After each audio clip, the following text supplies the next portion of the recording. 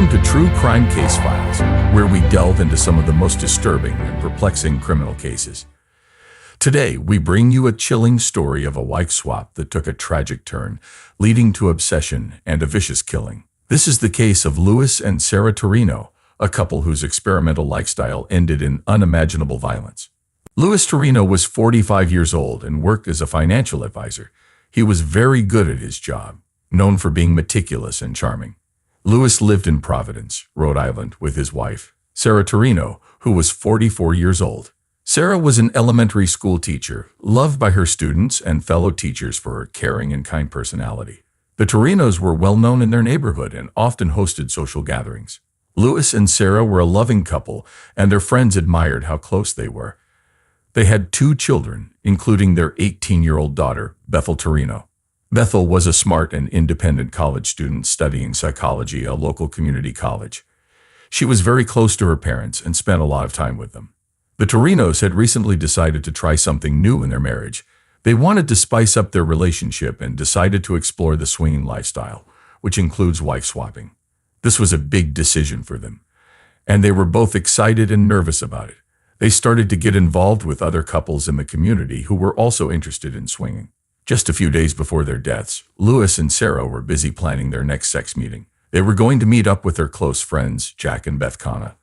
The Connaughts were also into swinging and had swapped partners several times with the Torinos before. The Torinos were looking forward to the event and were talking about it a lot. Louis and Sarah both had dreams for the future. Louis wanted to retire early and travel the world with Sarah. He often talked about visiting places like Paris, Rome, and Tokyo. Sarah dreamed of writing the children's book one day that would tell kids in a child-appropriate way of the swinging lifestyle. She loved working with kids and wanted to continue teaching for a few more years before focusing on her writing. In the days leading up to their tragic deaths, the Torinos were happy and full of life. They were excited about their new lifestyle and the upcoming gathering with the Connaughts. They spent time together, talking about their dreams and plans for the future. Louis and Sarah were a couple who loved life and each other, but their story took a dark turn that no one could have predicted. On January 9, 2019, at 8:30 a.m., Maria Lopez, the Torino family's housekeeper, arrived at their home in Providence, Rhode Island, to start her usual morning routine. Maria had worked for the Torinos for several years and was very close to the family. She greeted their cat, Marco Stefanovic, at the door as usual and began tidying up the living room. As Maria made her way upstairs to clean the bedrooms, she noticed something unusual. The door to Louis and Sarah's bedroom was slightly ajar, which was not typical. Feeling a bit uneasy, she knocked gently and called out their names. There was no response. Maria pushed the door open and was met with a horrifying sight. Louis and Sarah Torino were lying naked on their bed, brutally stabbed to death. Their faces were mutilated beyond recognition, and the sheets were soaked in blood. Maria gasped in shock and stumbled back, her heart racing. She quickly pulled out her cell phone and dialed 911, her hands trembling.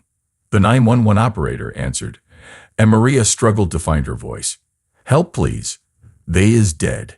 Hay mucho sangre," she cried. The operator tried to calm her down and asked for the address. Maria gave the address and explained that the victims were her employers, Louis and Sarah Torino. While waiting for the police to arrive, Maria ran downstairs and out of the house, unable to bear the sight of the crime scene. She stood in the driveway, shaking and crying. Neighbors, seeing her distress, came over to ask what was wrong, and she told them about the horrible discovery. At 8:45 a.m., the first police officers arrived at the Torino residence. They quickly secured the scene and began their investigation. They spoke with Maria, who was still visibly shaken.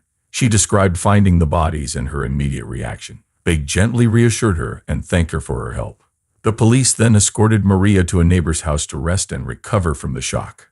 The news of the murder spread quickly. Local media outlets, including the Providence Journal and TV stations like WBRI and NBC10, covered the story extensively. People in the community were horrified, saddened, and mystified by the tragic deaths of Louis and Sarah Torino. On January 9, 2019, at 8:45 a.m., the Providence police arrived at the Torino residence.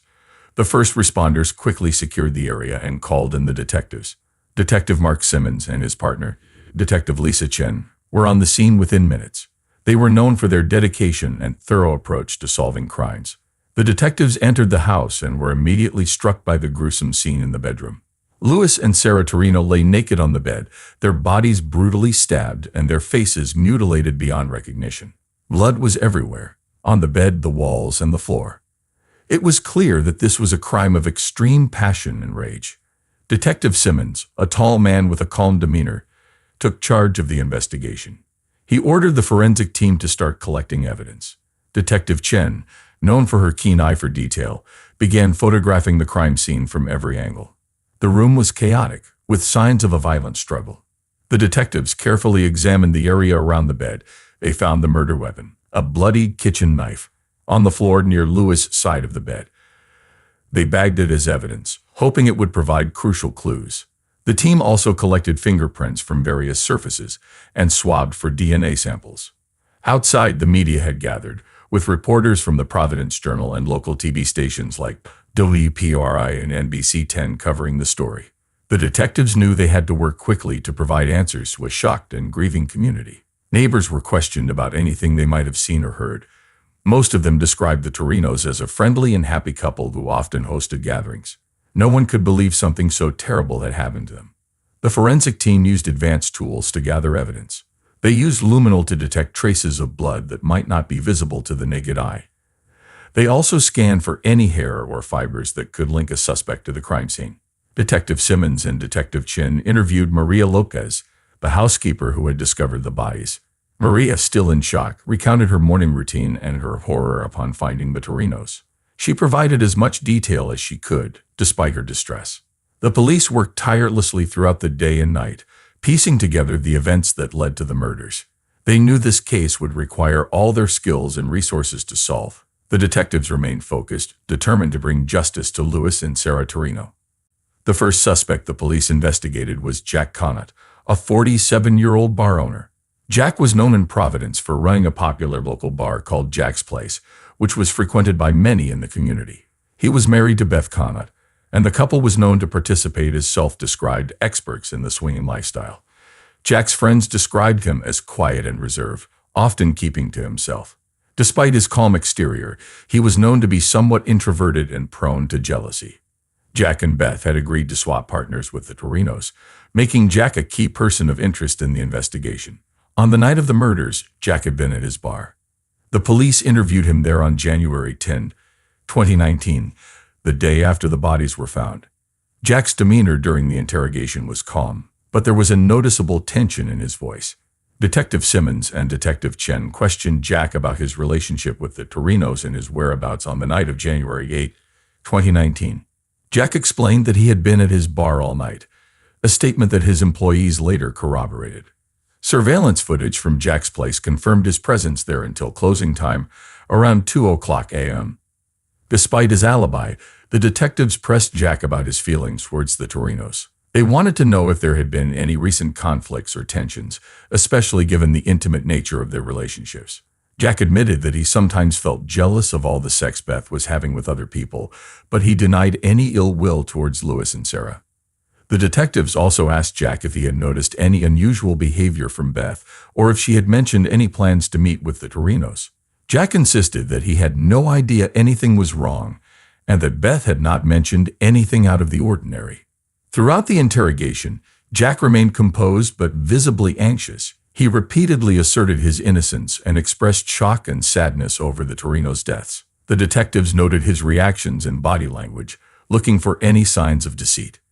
While Jack's alibi seemed solid, the police continued to scrutinize his actions and statements. They knew that in cases like this, even the smallest detail could be crucial. As the investigation progressed, the detectives remained cautious, keeping all possibilities open while they gathered more evidence and interviewed other suspects. The second suspect in the investigation was Beth Connaught, a 40-year-old professor of shamanism at the Rhode Island School of Design. Beth was known for her outgoing and persuasive nature. She was the more dominant partner in her marriage to Jack and was very interested in the swinging lifestyle, including swapping partners with both men and women. Beth was often the life of the party, charismatic and charming, but she also had a powerful and controlling nature which had caused tension in her marriage. The police brought Beth in for questioning on January 11, 2019, 2 days after the discovery of the bodies. Detective Simmons and Detective Chin led the interrogation, asking Beth about her relationship with the Torinos and her activities on the night of the murders.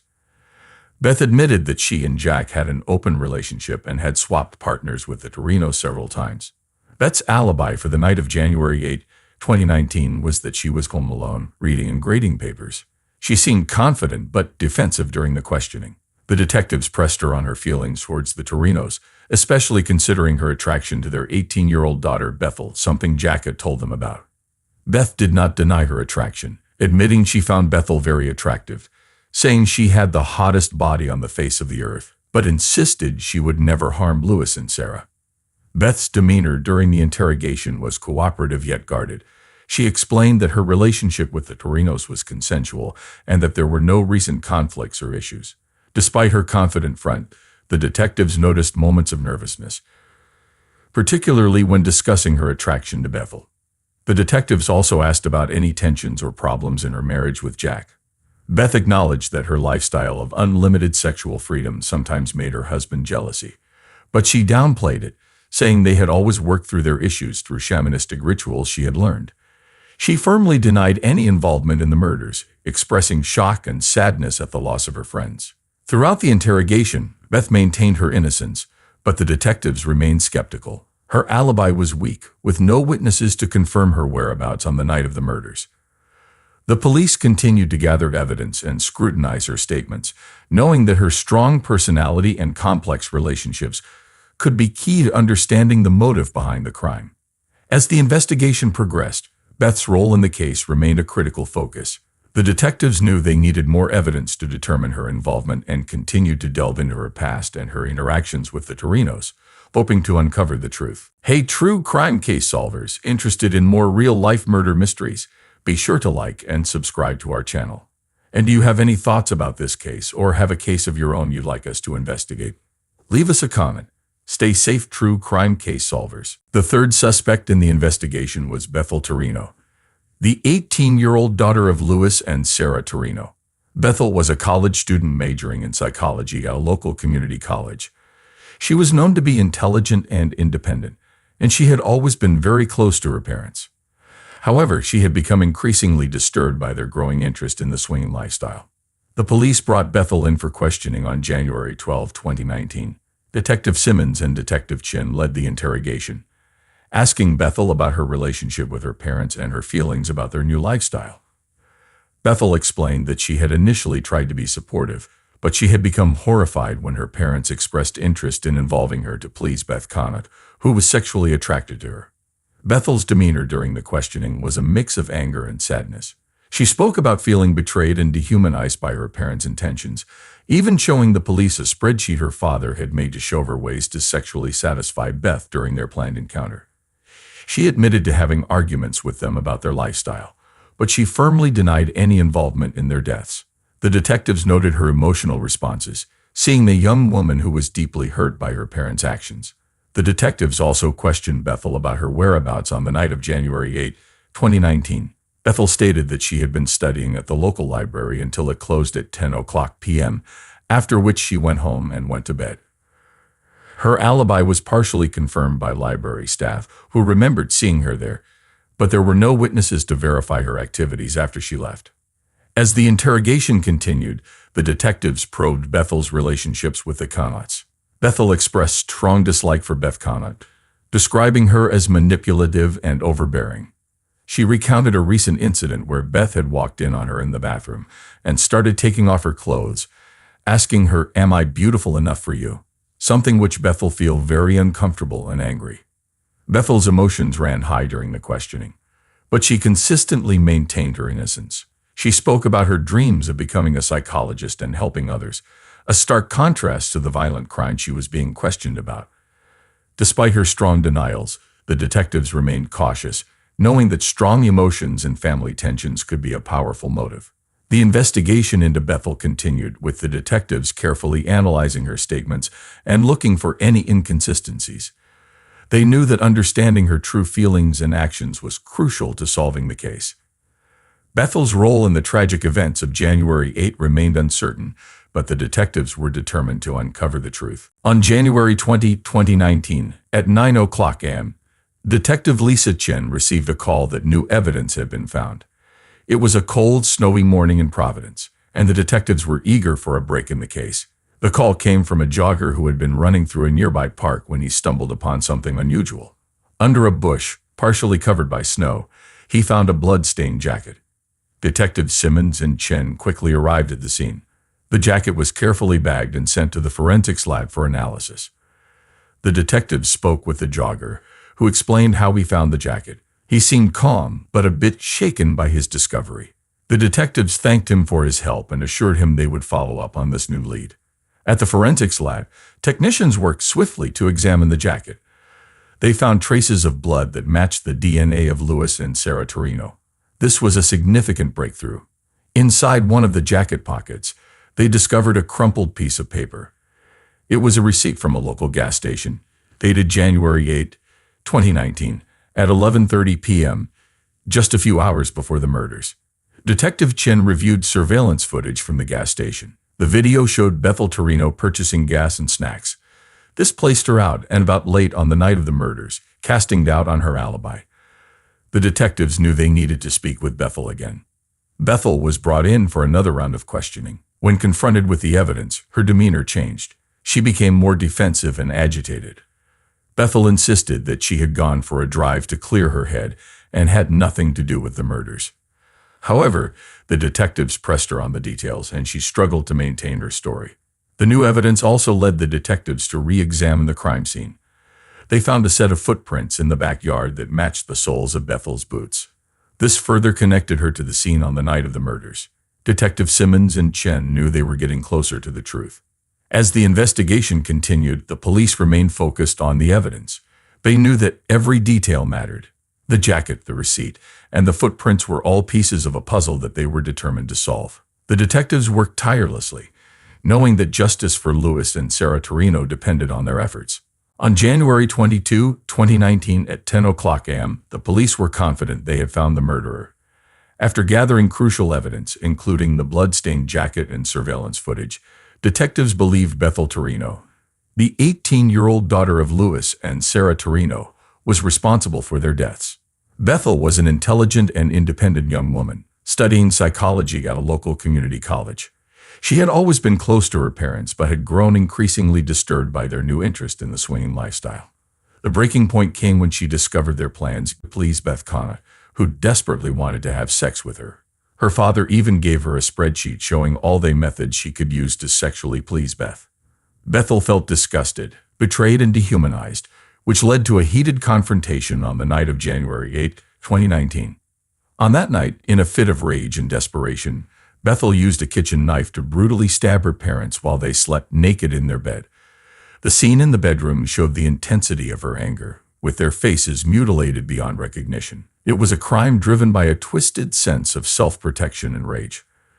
The detectives pieced together the events leading to the murders. Bethel's receipt from the gas station placed her out late at night, contradicting her alibi. Footprints matching her boots were found in the backyard, further linking her to the crime scene. Confronted with this evidence, Bethel's defensive demeanor during the second interrogation raised more suspicions. On January 23, 2019, at 8 o'clock a.m., the police arrived at Bethel's home to arrest her. Detective Simmons and Detective Chen led the operation.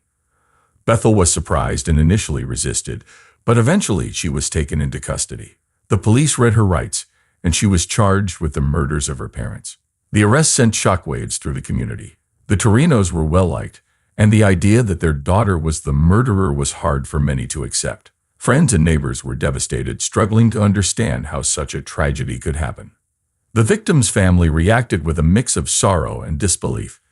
They had lost not only Louis and Sarah, but now faced the reality that Bethel, a beloved family member, was responsible. The arrest provided some answers, but also opened up more questions about what could have driven her to commit such a heinous act. The trial of Bethel Torino began on October 15, 2019, in the Providence Superior Court.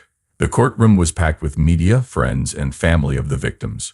The prosecution was led by Assistant District Attorney Rachel Moore, a seasoned prosecutor known for her tough demeanor and relentless pursuit of justice. Moore argued that Bethel's actions were premeditated and driven by a deep sense of betrayal and rage. Moore presented the evidence, the blood-stained jacket, the gas station receipt, and the matching footprints.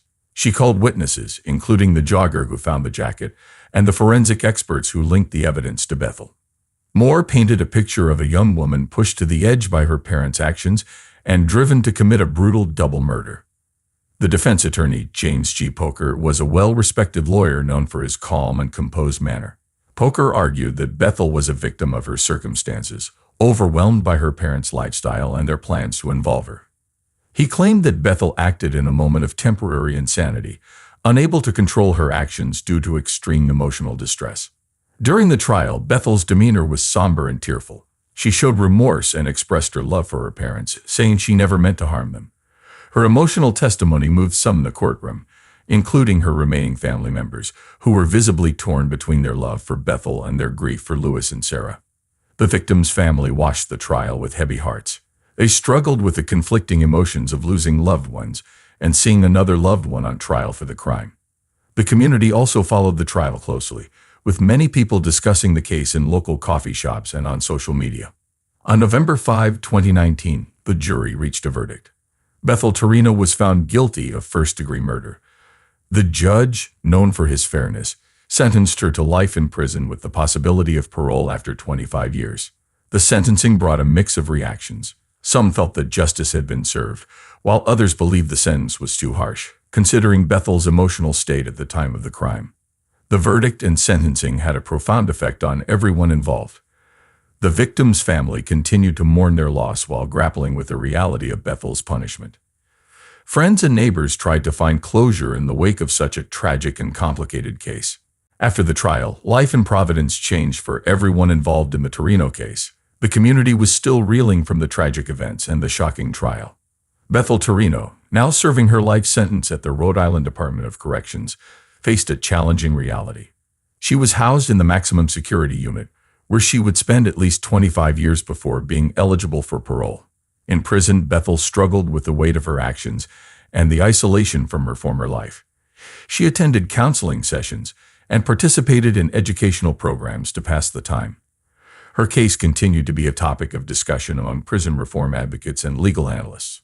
Jack Connor, Beth's husband, tried to rebuild his life after the trial. He closed Jack's place, the bar he had owned for years, as it had become a painful reminder of the past. Jack moved away from Providence and divorced Beth, deciding to start over in a different city, seeking to escape the memories of the tragedy and focus on his own healing. Beth Connor continued her life in Rhode Island, but her reputation was forever changed by the events. She remained in the public eye due to her connection to the case, but she distanced herself from the media and the community, trying to move forward while grappling with the impact of the murders.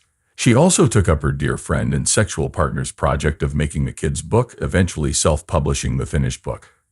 Manny the monkey swings from tree to tree to muted reception in 2023. Overall, the case of the Torino family left a deep scar on Providence. The tragedy and the subsequent trial were reminders of how complex and painful human relationships can be, and how even the closest family bonds can unravel in the face of intense emotions and misunderstandings. This tragic story serves as a stark reminder of how complex human relationships can lead to unforeseen and devastating consequences. Thank you for joining us on this episode of True Crime Case Files. Stay tuned for more stories that delve into the darkest corners of human nature. Until next time, stay safe and vigilant.